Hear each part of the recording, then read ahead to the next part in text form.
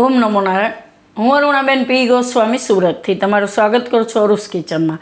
તો આજે આપણે બનાવશું ગાજર મટરનો પુલાવ. તો એના સારું આપણે આ ગાજર બે ગાજર આ રીતે સુધારીને લીધા છે, મીડિયમ સાઇઝના હતા. થોડાક આપણે લીલા વટાણા, તો 1 કપ જેટલા વટાણા આપણે લીધા છે ફોલીને, અને પોણો કપ જેટલા ચોખા અડધો કલાક પહેલાં આપણે ધોઈને પલાળી દીધા છે. આ બાસમતી ચોખા છે, તમે કોઈ પણ ચોખા વાપરી શકો જે ખાતા હોય એમ. થોડુંક આપણે લીલું લસણ લીધું અને કાજુ થોડાક ટુકડા આ રીતે લીધા છે, અને 1 ડુંગળી આ રીતે કાપીને લીધીશ. લીલા ધાણા લીધા અને લીલા મરચાં, તો 4 થી 5 લીલા મરચાં તમે તમારી તીખાશ પ્રમાણે નાખી શકો, અને 3 થી 4 કળી લસણ આ રીતે કાપીને લીધું. થોડુંક આદું લીધું આ રીતે, અને થોડીક હિંગ વઘાર માટે, મીઠું જોવે સ્વાદ પ્રમાણે, અને થોડાક આખા મસાલા લીધા, તેજપત્તા અને તજ, લવિંગ, અને થોડાક મરી આખા, અને 2 આપણે ચકરી ફૂલ કે બાદિયા. તેલ જોહે આપણે, અને પાણી જોહે. તો પહેલાં આપણે તેલ ગરમ મૂકી દેવું. તો આપણે કઢાઈ લીધી, ગેસ ચાલુ કરશું અને આમાં આપણે તેલ નાખશું.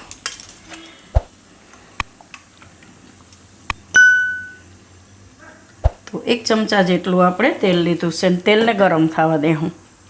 તો તેલ આપણું ગરમ થઈ ગયું છે, તો એમાં આપણે પહેલાં આખા મસાલા નાખશું બધા, અને તેજપત્તાને થોડાક કાપીને નાખશું.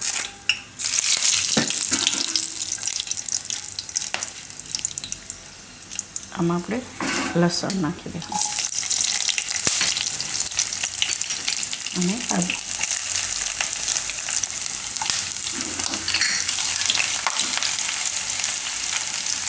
અને મરચાં, હવે હિંગ,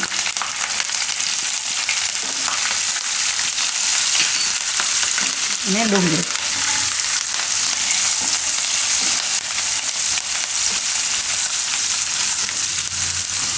થોડીક વાર ફેરવી લેવાનું આ રીતે આપણે.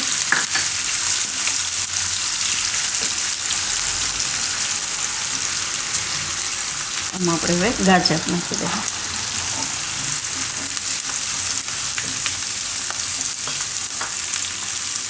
અને વટાણા.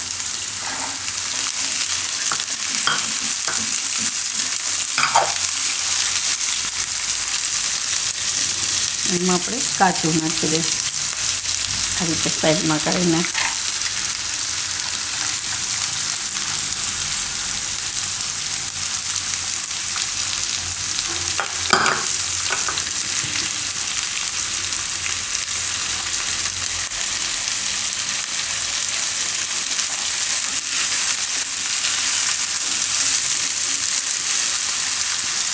આપણે નાખી દેવું લીલું લસણ, થોડુંક ઉપરથી નાખશું ગાર્નિશ.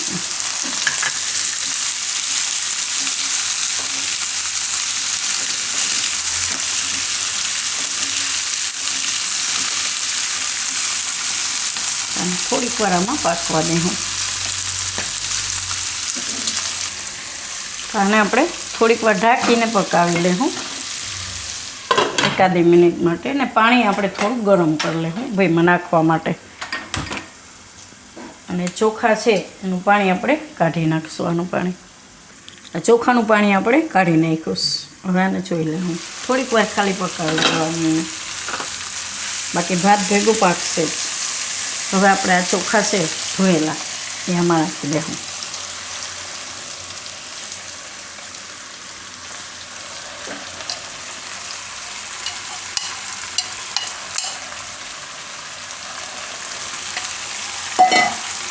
અને મિક્સ કરી લેવું.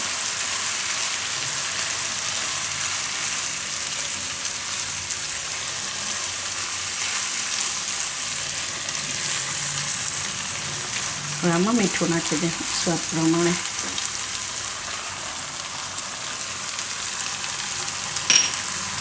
મિક્સ કરી લેવું.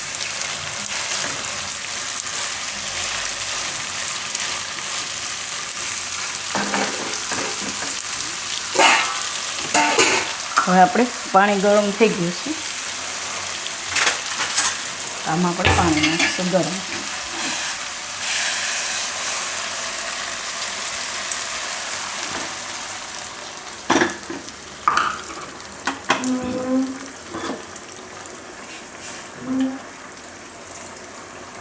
એમાં આપણે 2 કપ પાણી નાખીશું અને મિક્સ કરી લેવું.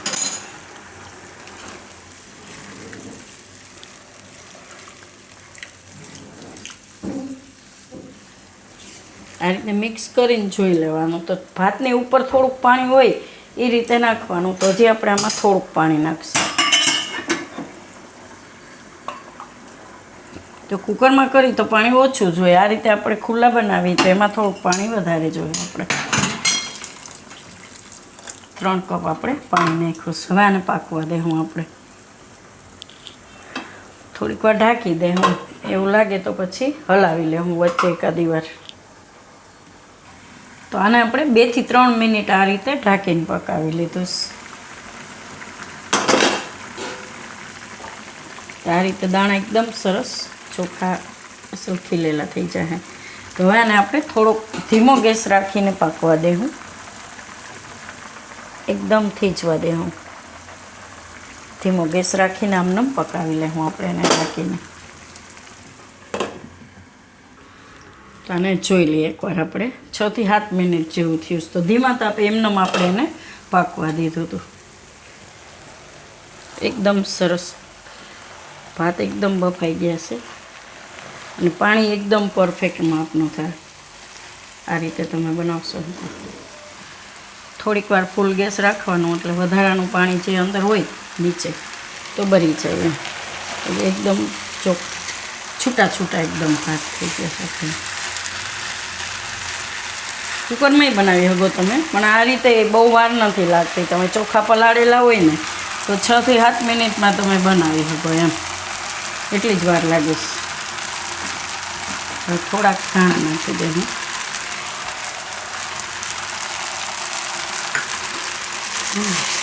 ધીમે ધીરે ધીરે એમ.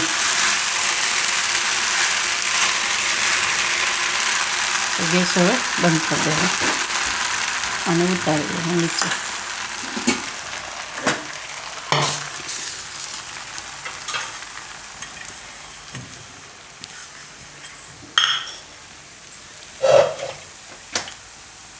અને સર્વ કરી લેવું આપણે.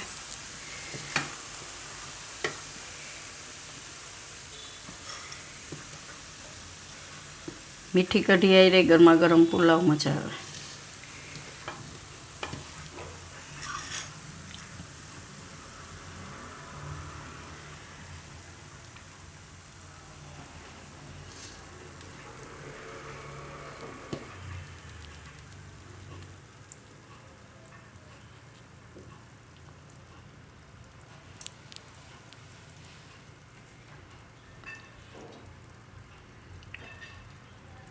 લસણનો આ રીતે મસ્ત સ્વાદ આવે છે.